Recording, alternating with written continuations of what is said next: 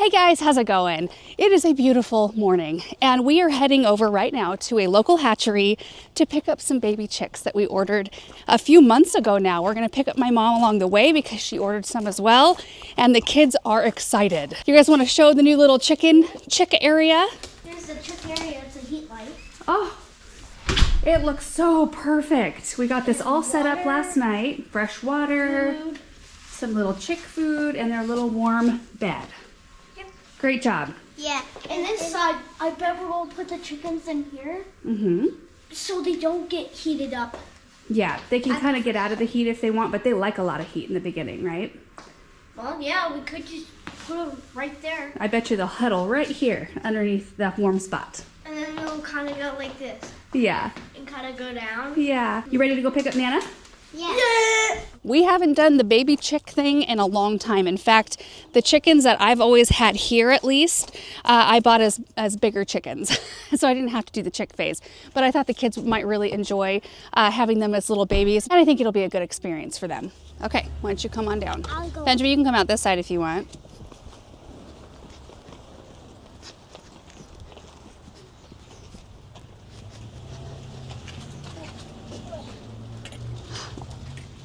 Morning, Shane.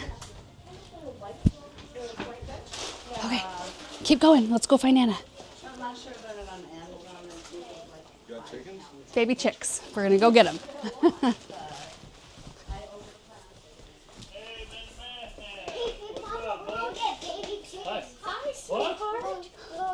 You ready? Hello. Hello. So you got your chick area all set up? It's ready to go. Nice. We can run them out. Yes. Rosie laid another egg. Rosie laid another egg. That's pretty good size. You want to eat them? She wanted to know if you got Oh, them. there's no more. So what happened is she laid this egg, and then I think she was trying to tell us that she was proud of her egg because she turned around and did that to the egg. She pecked it? She pecked it. Oh, like, look at this. She wanted to say, look what I did. You guys ready to roll? We are ready to roll. Let's go. All right, we have arrived. Dunlap Hatchery. Oh, look. Oh, look at the babies. So cute. Oh, they are so cute. Look at how low those lights are. Yeah. Hello, chickies. Look at you. Look how cute. Aren't they the cutest? So cute. Oh, here, before we go outside, we should open the box and take a look at them. Can we? Okay. Right here. Oh, there's our babies. So cute. There they are. 12 or 5. There are 17 altogether, so 5 are for us and 12 are for Mom, for Nana. Are they cute? Oh, look at them, so cute. Well, it'll be easy to distinguish, Mom, which ones are which. Yeah. Okay, let's get them home. They need to go in their house. Okay. Perfect. Oh, thank you. Thanks so much. Oh, we get to hear that sweet sound all the way home. Oh, we gotta be careful, baby. They're all worked out. Yeah, we need to let them alone for a little bit. Okay, now we are going to head out to Mom and Dad's house to drop off their 12 chickies, and then we'll head back to ours and put ours in their new little home. All right, we've arrived to my parents' house. You can hear them, just happy as can be. So fun. And the kids are going to go out and gather up the eggs that are already out there. Hi, CS. Loud little things. They are. Yeah.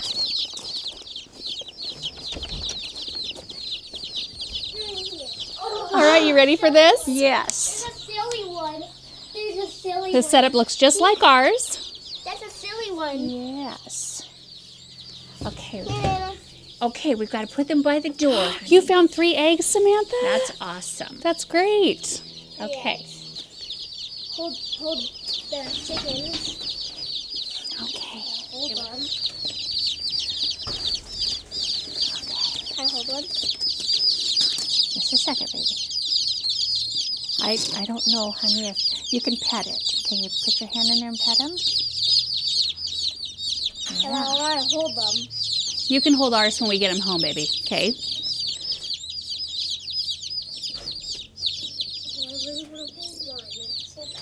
Yeah.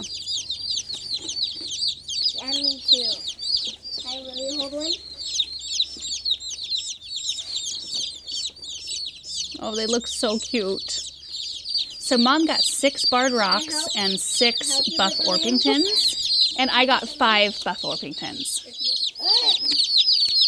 Okay. And now Samantha Grace. Careful, real gentle. Oh, that one's gotten right into the food. And that one, the other little barred rock found the water. There we go, baby. That's a good girl. And there's our 5. There's. Okay, I'm taking our 5 right back to the truck because it is fairly chilly. Yeah, you want to carry the box? Sure. Okay, let's get it back to the car. You got him all the way home? Okay, here he comes with the babies. All right. Oh, look at him. Gentle, gentle, baby girl. There's the 5 new babies. So cute. So they say you can do this. They're probably very tired, but you can dip their beak in the water so that they know where that's at. There we go. Now they know where the water's at. Come to see the new babies. Samantha and Benjamin. Chicks. They're so cute. I think they're gonna all have a little snooze. They're all closing their eyes. Let's let them get used to their new home, okay, kiddos? You'll probably see quite a bit of these 5 new little chicks as they begin to grow a little bit more. But for now, we're gonna let them just hang out in here for a bit and get acclimated to their new little spot. And we are gonna go out and do some planting because it's gorgeous. All right, guys, it is the next day. I wanted to start in here and give you one more look at the babies before we go out and start planting, which I've got a gator full of gorgeous stuff out there. I'm so excited to be planting, but it's pretty chilly and breezy out today, although full sun, so we'll see how it goes. And here are the little babies. They are so cute. I actually had them pretty warmed up to me last night. I would put my hand in here. They're just kind of freaked out because I'm in a big coat and I've got a camera pointed at them, but I would put my hand right here. Oh, and there were a few of them that would just climb up on top of my hand and just chill. Just getting used to me. Oh. Oh, stretch, stretch. Oh, yeah, that feels good, doesn't it? Anyway, it's already been a super fun thing. The kids were out here early this morning checking on them. I came out really late last night just to check on them, see that they were doing okay. I love it. Oh, but look at this. Look at this beautiful group of plants. So most of these, everything but the soapwort that's in full beautiful bloom, all of the rest of it came from the high tunnels. So they are perennials that we wintered over. So we've got the Cat's Pajamas Nepeta, which, as you know, if you've been watching us for a while, this is one of my most used perennials. It is an amazing one. And I'm going to pop these in the, well, actually all of this is going to the pond area. We've also got a meadow rue, which is a fairly new plant. Called Cotton Candy. I think it was new maybe last year. I can't remember. Anyway, it's a beautiful one. And this one grows like 38 to 42 inches tall and will spread out like 18 to 24 inches. But I love the way the leaves look. They look kind of like a columbine leaf, but they can handle full sun. And they're a zone 5 through 8 and they bloom late spring, which maybe we can pop a better picture than this tag because this tag's kind of small up on the screen. But they're really pretty, like cotton candy looking blooms. Oh, I didn't even notice this. Look at the bloom on the Nepeta already. And they're just loaded with buds. And then we've got a few different varieties of iris, which I fully intended on planting last fall around the pond and just did not get to it. But we've got one called leopard print. These are all kind of in the purple sort of family, but this one's got some yellow around the margin. And this one stays really, really small. 8 to 12 inches tall and wide is all it gets. Zone 3. So it's just a really nice short one we can put toward the edge of a border. We've also got the Gerald Darby iris right here. Do we only have one of these? Yeah. This one grows 3 feet tall by 2 to 3 feet wide. Then we've got the Benarup Blue. Look at that. Oh my gosh, we've only got one of these, I think. Yeah. This one grows 2 feet tall by 1 to 2 feet wide. And then we've got several of the Caesar's brother, which is also a beautiful one. I just like iris foliage, even after they're done blooming. I think they're just so pretty. And this one gets quite tall, like 3 to 4 feet tall, 2 to 3 feet wide. And then one of you guys sent us out some purple flag iris. Or blue flag rather. Look at how gorgeous these leaves are. I feel like I need to show it in the full sun. Look at that. It's almost an iridescent kind of look. It's gorgeous. So let's get these over to the pond area. Okay, here we are. I just wanted to give you a quick look here. Things are still looking really good in here after the pond clean out. I think Erin put some more SAB, the string algae buster, in here today, which is something that you add in only if you've had a problem with the string algae, which we did, and we're trying to come back from that after the clean and make sure it doesn't boom again. So I think Erin's planning on using that about once a week for a little while, just to make sure we're on top of it. But the falls look great, and you can see a bunch of iris foliage already dotted throughout the water part. I'm going to plant the ones we've got today in the ground. Well, let's go this way. Check it out over here. Oh, yeah, it's looking good. Oh, I love it. Oh my, look at the marsh marigold. Oh, that is gorgeous. Oh, and I've got more over here. I can see buds. If you guys didn't see the Dream Stream build, we had Oregon Aquatics, the owners came, and they brought a huge load of pond plants up with them, and they installed all of these plants in the original pond and in the stream all the way throughout, which was such a fun time, and I learned so much from them when they were here. But the marsh marigolds were some of the plants that they added. Some of the other ones that I'm super excited about that they put in are the forget-me-nots, which they're like everywhere. And so we'll have some, well, we've got some Creeping Jenny too in here, but we'll have some really pretty blue color here shortly. You guys, I just was realizing I completely forgot to go over the soapwort. Some of the stats on that one, which is the most like in bloom, beautiful looking plant we've got today. Look at this. Ugh. Show you a tag. Rock soapwort is what it's called. So these grow about 4 to 8 inches tall, 2 feet wide. So they're more of like a ground cover, just a nice low growing ground cover that bloom typically early summer. We're very clearly ahead of the game because they were in our warm greenhouse, but they are hardy down to zone 4. They're really tough, and boy, they are so gorgeous in the springtime. They like full sun. They're drought tolerant once established. I think they'll be perfect around here. So while we are planting out here by the pond, I think Erin is going to get out and try to do more fertilizing. His plan was to finish the arborvitaes and then maybe start in on some of the big trees. So if he does end up doing that, we'll capture that process as well. So let's get these plants in the ground.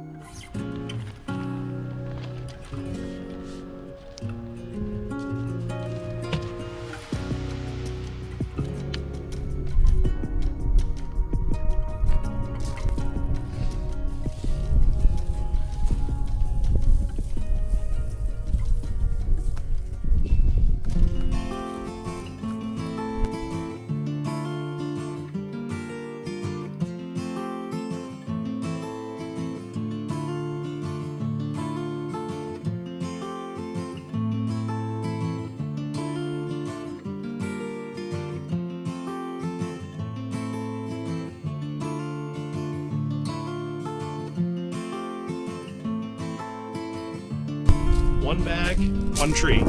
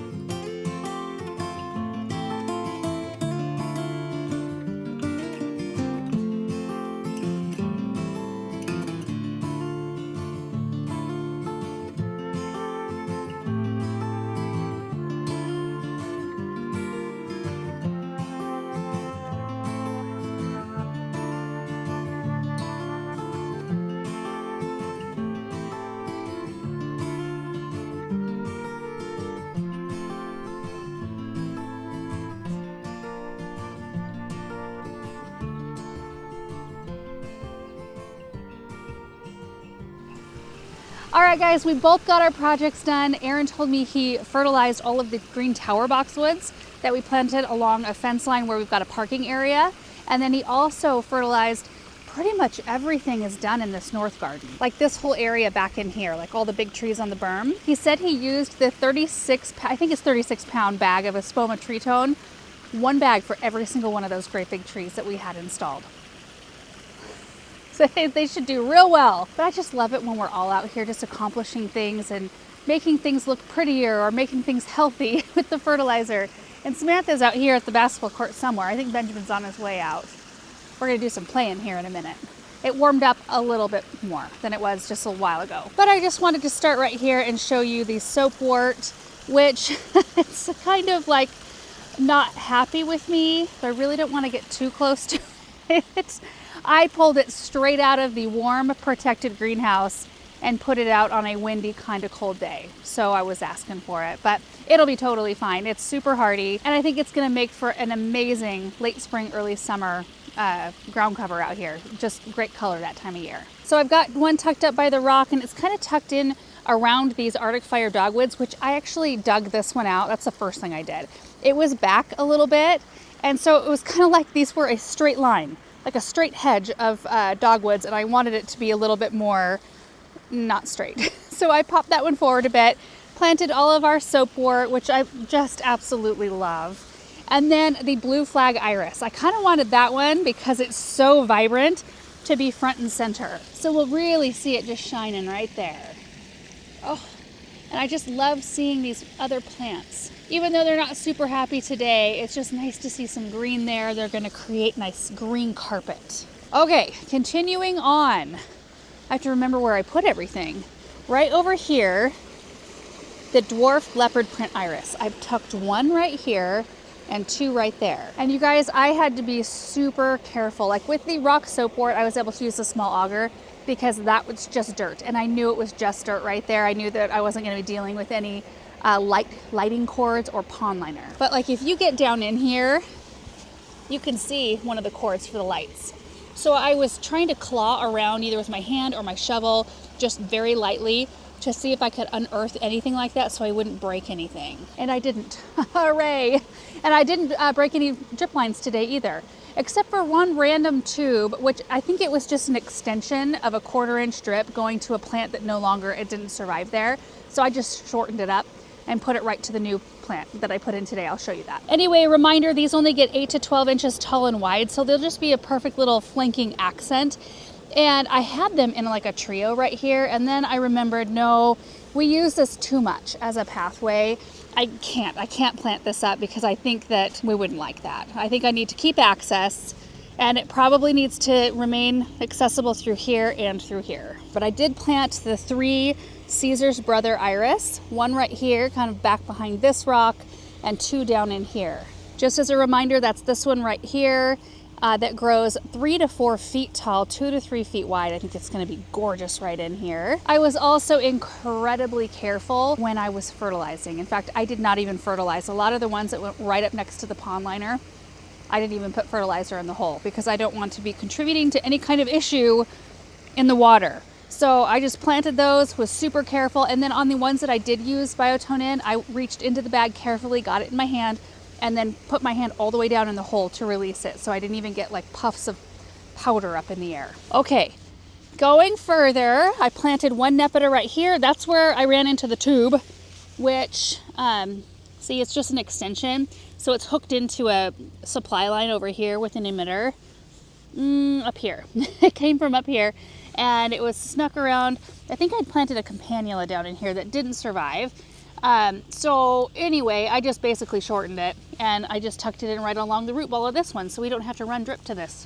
I think that one's just the sweetest right there. I'm loving just kind of tucking some of my favorite plants in here and there. I'm doing some drifts in some areas where it kind of makes sense. In a ground cover like the soapwort, it kind of makes more sense that that's a sort of thing that you would see as a drift. But like other plants in this area, I wanted them to be a little bit more disconnected and a little less contrived, if that makes sense, so that it felt a little bit more natural in this space. That's what I'm striving for anyway, which probably means I'm gonna have to dig some stuff up and move it or shift it a little bit here and there if I don't quite nail it the first time, which I don't nail it every single time I plant something. I have to move stuff all the time. Aaron's moved on to mowing, apparently. Oh, almost forgot, there's another Nepeta right up in here, which it's mixed in with some grasses that we have up in here. I've also got some penstemon. What did I plant up here? Echinacea, I think. Right? And Rudbeckia. It's gonna be a fun surprise when everything comes back to life this year. Okay, and then moving this direction, this is where I popped all of the rue. So I did do a little grouping of 3, kind of hugging the back of this rock, again, keeping a little footpath through this area. Well, it's a big footpath right now. But I do have Joe Pye weed right here, which fills in this whole section right here. And I do think I want to pop a small tree right in this spot, just to kind of create some canopy over this end of the pond. I think that would be really nice. I just haven't decided which kind yet. So we've got the 3 meadow rue there and then 2 right here. I was also having to be incredibly careful. You can see the light cord. I'm so glad. 1, I was paying attention when they put it in. And 2, they did it fairly surface so that it was very easy to find. Sometimes those kinds of things, including drip lines that end up a little bit too far down underneath the mulch, like I claw around as best I can, don't run into anything, so I start digging, and then lo and behold, there's a drip tube, buried 6 inches underneath the mulch or the soil right there, and I hit it and break it. So sometimes it's nice to have them more surface level so that they're easier to find. And then I did tuck a Nepeta in right there in the front of the stone. And our last plant is right up here, right next to a chase tree that I don't know that survived. It was an experiment. Chase trees never have been a good one for our area. I don't know. I'm doing the scratch test with my fingernail and I do see some green underneath the bark. So, maybe it just needs some time. I'll probably leave it here until mid to late May because sometimes these sorts of things, kind of like architalpas, are just late to come out. But that's where the last Nepeta ended up. Cute little plant right there. And then this pine, I don't know. Well, 1, it needs to be staked. It's a little askew at the moment. It's casting needles, which is typical of pines. And you can get in here. We usually deal with needle cast once a year on all of our pines, especially pines like this one and like our Vanderwolfs. So you can get in and clean it out, which would make this tree look a lot better. I should spend some time and do that. But I don't know, we'll see what happens with this one. It's not looking as vibrant and like some of the tips are dead. It might be getting too much moisture in this spot.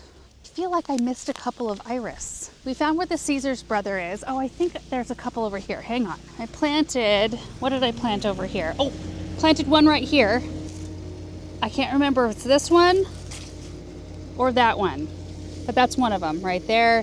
I did plant a Nepeta right here as well, right behind this stone, and we use this as a walking path. Where'd the other one go? Where did I plant it? I legitimately cannot remember where I put it, which is concerning because I need to get these things watered. Oh, right here, right here. I remember now, this one here is the darker blue one, and this is the one that's over there. My goodness. Now, it's a dang good thing that we have video proof of a lot of the things that we do around here. I'd be in trouble. Anyway, guys, that is going to do it for today's video. New chickens, new plants around the pond, more fertilizing being done. It's been a great couple of days. Thank you so much for watching. I hope you enjoyed it, and we will see you in the next one. Bye.